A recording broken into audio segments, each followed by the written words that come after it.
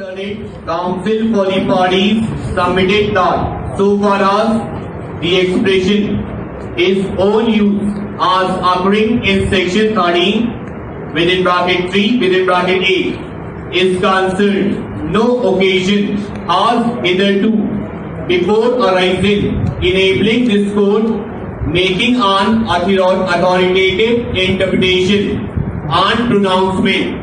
The nearest available decision is Bega, Begum and others supra, which has been referred to by the High Court in its impugned judgment and was relied on by Sri Sudhir Chandra, the learned senior counsel for the landlord respondent, section 11 within bracket 1 within bracket H of J and K houses and shops Rent Control Act 1966 provides for the tenant being evicted if the landlord requires the house for his own occupation. The court held that the provision is meant for the benefit of the landlord and therefore it must be so construed as to advance the object of the act.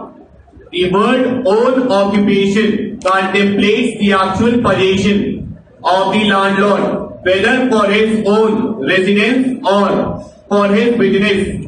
Furthermore, the provision is wide enough to include the necessity of not only the landlord but also of the persons who are living with him as members of the same family.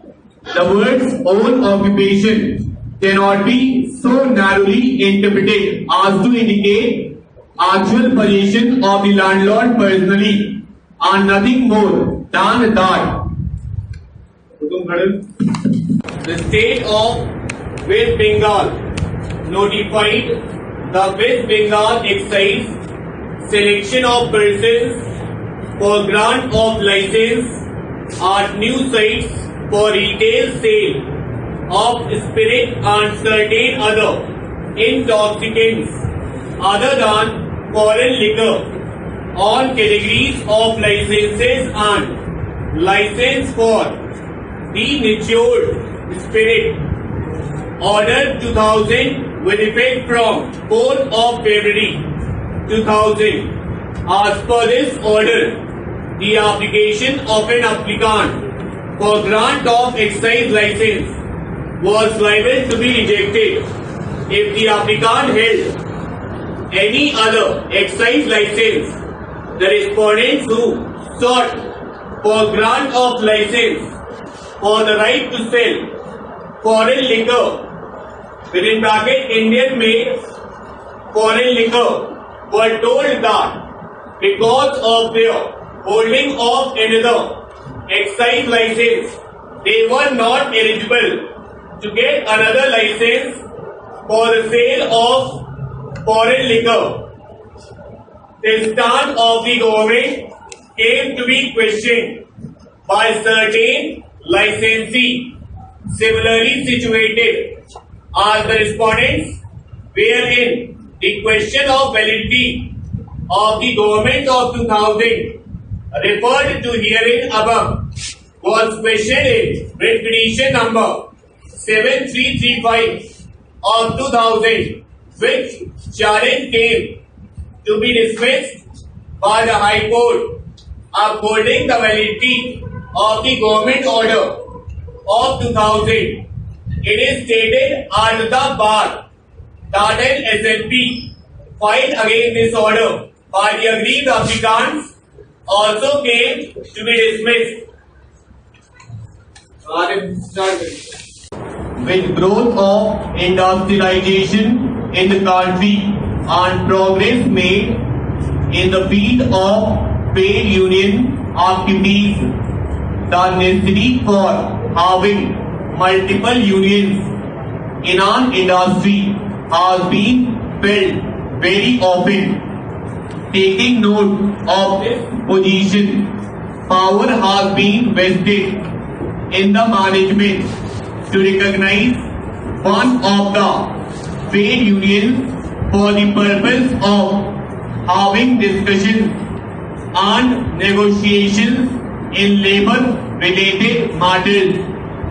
This arrangement is in recognition of the right of collective bargaining of workmen or being employees in an industry to avoid arbitrariness, bias and favoritism in the matter of recognition of trade union rules have been framed, laying down the procedure for ascertaining which of the trade unions command support of majority of workmen or being employees.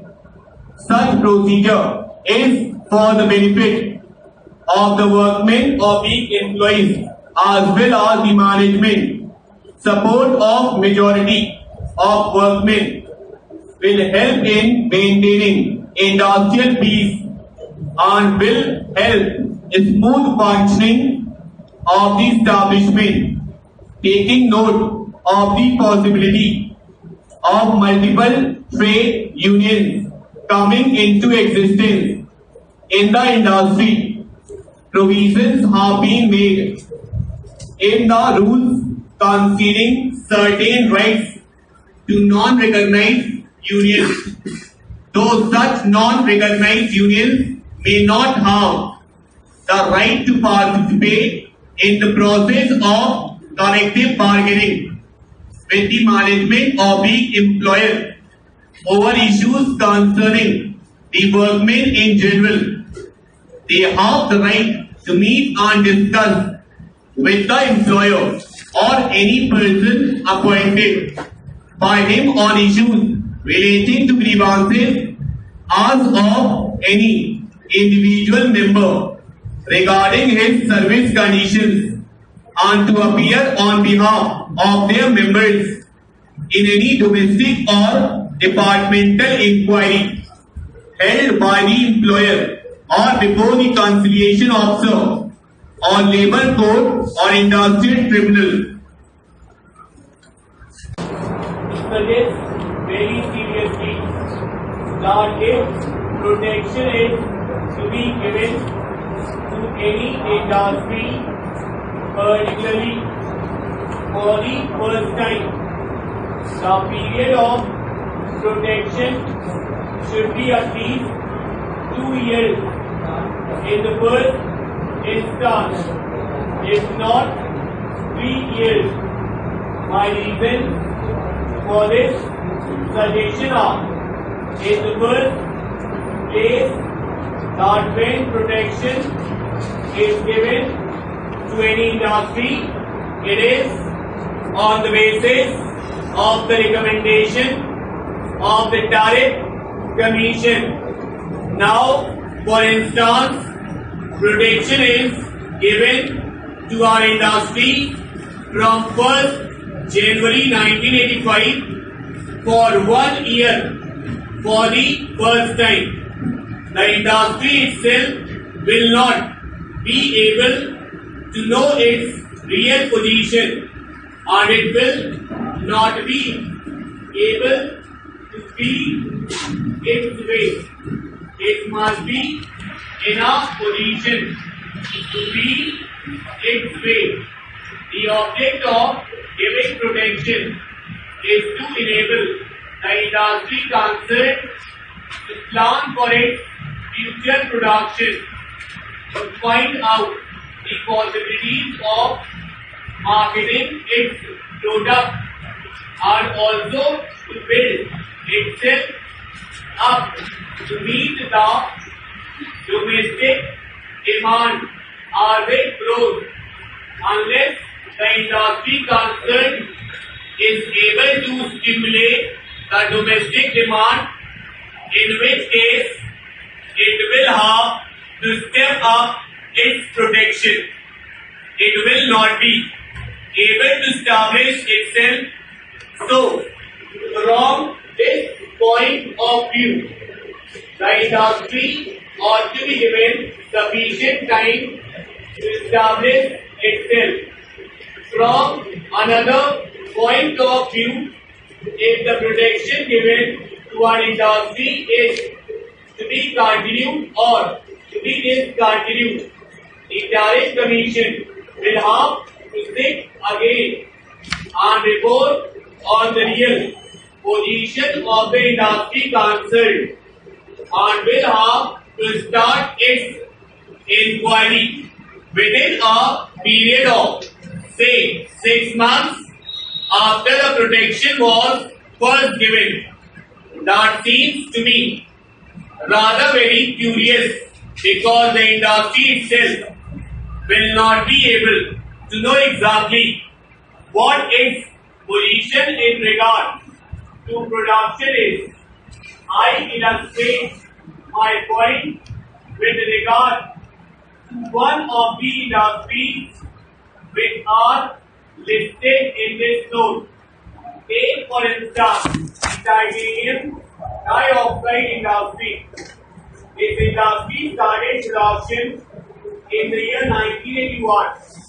It is argued industry and it consumes the essential raw materials available in the country, but it was not able to make much progress from 1981 to 1983. It was because it was not able to make any headway. The Tariff Commission recommended protection to it from the end of 1983 or the beginning of 1984 after making due inquiry.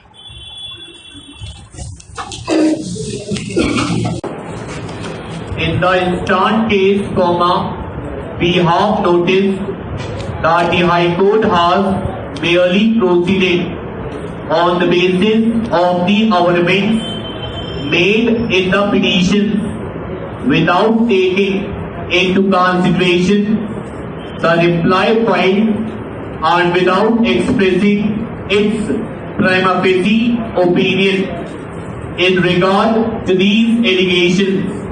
Stop.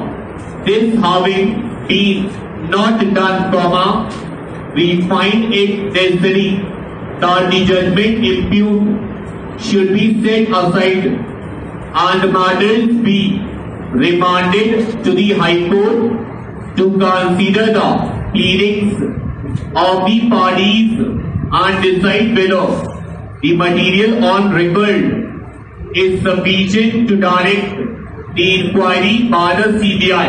Stop. While doing so, it will take into consideration not only the allegations made in the writ petitions but also the reply given by the minister. Stop. After such an exercise, if the court still thinks that the allegations require a further investigation by the CBI, then it may do so after recording a prima facie finding, which, of course, will be for the limited purpose of directing an inquiry path. We make it clear that we have not expressed any opinion in regard to the merits of the allegations or the reply thereto, because this is something which has to be done by the High Court in the first instance.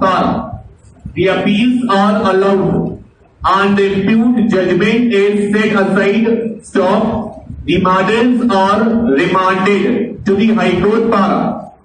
These appeals are preferred against the order made by the High Court of Judicature at Allahabad in civil miscellaneous W.P. number 47130 of 2000 etc. on 1/2/2001. Stop. A division bench of the High Court of Allahabad by the impugned judgment has held that the petitioner in the said writ petitions has an alternate remedy by way of petitions before the UP Public Service Tribunal, open bracket, the tribunal, close bracket, and had permitted the writ petitioner therein to approach the tribunal and directed the tribunal to entertain any such petition to be filed by the writ petitioner without raising any objection as to limitation stop. There was a further direction to the tribunal to decide the matter expeditiously. Para. Mr. Sri Gupta, learned counsel appearing for the petitioner, contended that the remedy before the tribunal under the UP Public Service Tribunal Act is wholly illusory, inasmuch as the tribunal has no power to grant an interim order stop. Therefore, he contends that the High Court ought not to have relegated the petitioner to a fresh proceeding before the said tribunal stop. We do not agree with these arguments of the learned counsel stop when the statute has provided for the constitution of a tribunal for adjudicating the disputes of a government servant, the fact that the tribunal has the authority to grant an interim order is no ground to bypass the said tribunal stop. In an appropriate case, after entertaining the petitions by an aggrieved party, if the tribunal declines an interim order on the ground that it has no such power, then it is possible that such aggrieved party can seek remedy under Article 226 of the Constitution, but that is no ground to bypass the said tribunal in the first instance itself. Stop having perused the impugned order, we find no infirmity whatsoever in the said order, and the High Court was justified in directing the petitioner to approach the tribunal stop. In the said view of the matter, the appeals are dismissed. Stop no cause a perusal of the judgment of the High Court shows that the High Court has gone into the evidence in great detail so far as the case against the appellant was concerned. Stop. In our opinion, the High Court should not have dealt with evidence in such detail when it was going to order a retrial stop.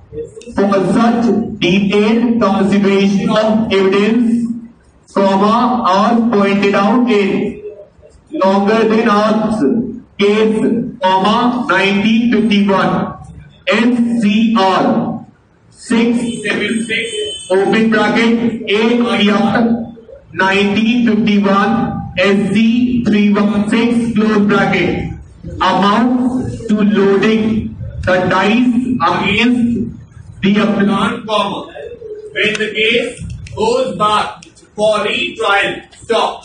If the matter stood at this only, we would have no hesitation in setting aside the order of the High Court directing a retrial.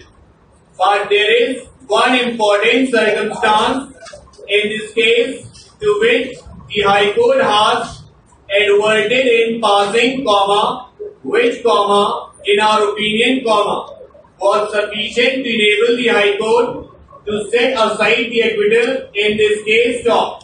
It would then have been unnecessary to consider the evidence in that detail in which the High Court has gone into it, and thus load the dice against the appellant, when the case goes back for retrial stop.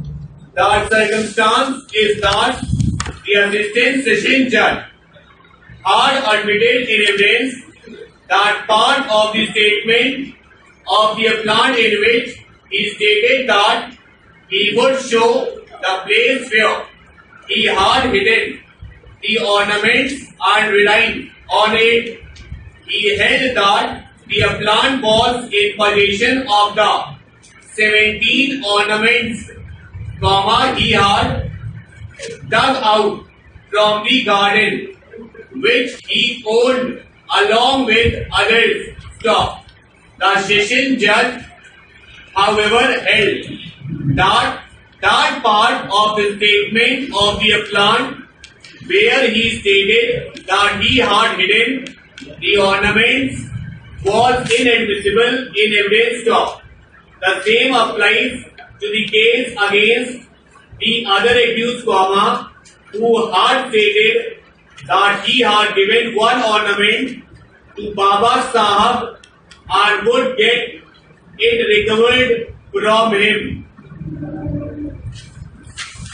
The learned counsel for the parties submitted that so far as the expression is own use as occurring in section 13 within bracket 3 within bracket 8 is concerned, no occasion has hitherto before arisen enabling this court making an authoritative interpretation and pronouncement. The nearest available decision is Bega, Begum and others, Supra, which has been referred to by the High Court in its